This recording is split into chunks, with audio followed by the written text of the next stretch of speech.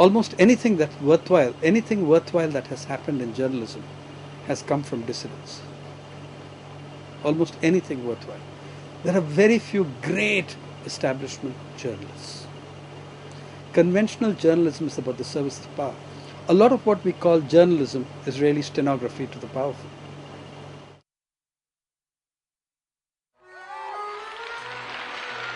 It's not that readers want something, so we are actually very good guys. It's just that the readers are so crude.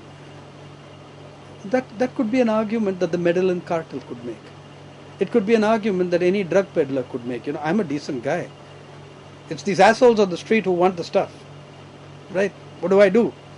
I don't believe this for a moment. If patriotism is the refuge of the last, if patriotism is the last refuge of the scoundrel, what the reader wants is the last refuge of every intellectually bankrupt editor in our know.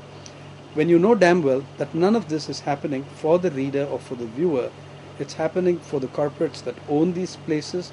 It's happening because you need to invent an audience that buys your products, thinks your way, lives the lifestyle you want them to live. It's happening because you need to invent an audience conditioned to your framework. It's happening because the advertisers need it, the sponsors need it. The media are the establishment. It's not as if they're so interwoven with it, it's hard to tell the difference. You have the White House where the cabinet of President Bush is full of CEOs and executives, top executives of great corporations, right? In the Bush cabinets, you've had more CEOs than any other cabinet, perhaps, in a very long time, if at all. The same guys are also media owners. They're linked to the media. They're also linked. They have media power because they have corporate power. Remember what Lord Thompson of Fleet said about editorial matter. He was asked about editorial matter, declining editorial matter in the newspapers. He said, editorial matter? You mean the stuff we used to separate the ads with? Okay? That's what you do with it. Now look at India. Let's take India. Till 2004 May, India was shining.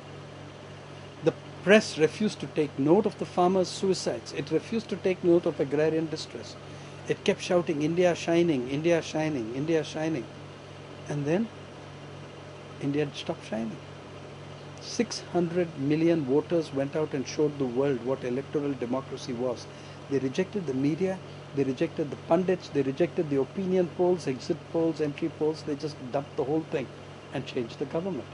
I think it speaks so highly of the people of this country that they didn't give a shit what the media thought. They just went out and did their thing democratically.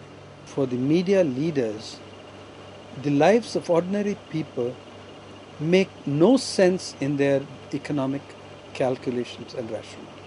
They can't buy the products that these guys are selling. So of what use is of what interest is their lives to the media owners? Welcome to Lucknow Fashion Week 2006. We had this fantastic spectacle last year where a gigantic fashion show is going on with 512 journalists accredited to cover it for a full fucking week. Good personalities are featuring in. If you went there, you'd see the journalists and cameramen fighting with each other for space, threatening to hit each other. This is my space, because they need to get the girls coming down in their clothes with just the right angle, right? So there were 512 journalists covering a fashion week. The percentage of people who use designer clothes in India, according to the industry, is something like 0.2 to 1%. You had 512 journalists to cover that. It's not the journalists' fault. It's what their media want.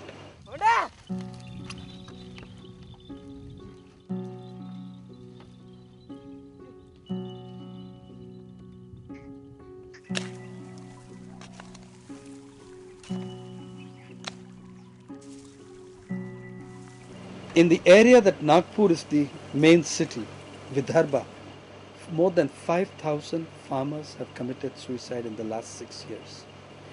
According to the government of Maharashtra, 1,520 committed suicide in the year 2006. In just 1 year, 1,520 farmers committed suicide. You work out how many per, how many hours that is. Those 1,520 farmers who committed suicide, they're cotton farmers. Don't you think that's news, Iikka? Huh? While the fashion show shows models displaying cotton garments, the guys who grow the cotton are killing themselves 1 hour away. Not just the guys and the girls, husbands and wives and daughters and sons are killing themselves because the price of cotton has been destroyed by Indian government on the one hand and by American and European Union subsidies on the other hand.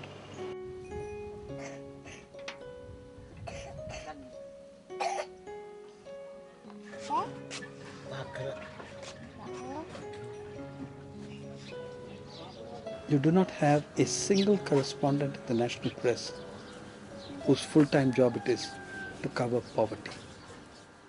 In the country which has the largest number of poor people in the planet, newspapers and channels do not think it is important to treat poverty as a beat. I'm saying if you're not talking to 70% of your population, how can you reflect what you're asking them to reflect? You don't even have a beat. You don't have a beat called labor. You do not have beats called rural. You have decided that 70% of your population do not make news. Then why do you expect the press to reflect the realities of the countryside? You don't even have a beat to cover it. You cover it when 200 people die of plague or something, then they become news. There's no other way of them getting, they have to die in sufficiently large numbers to make news. Now, where the Western media saw nothing but disease and reptiles and snake charmers and poverty in India, right now the Western media find it very difficult to see anything wrong in India, right?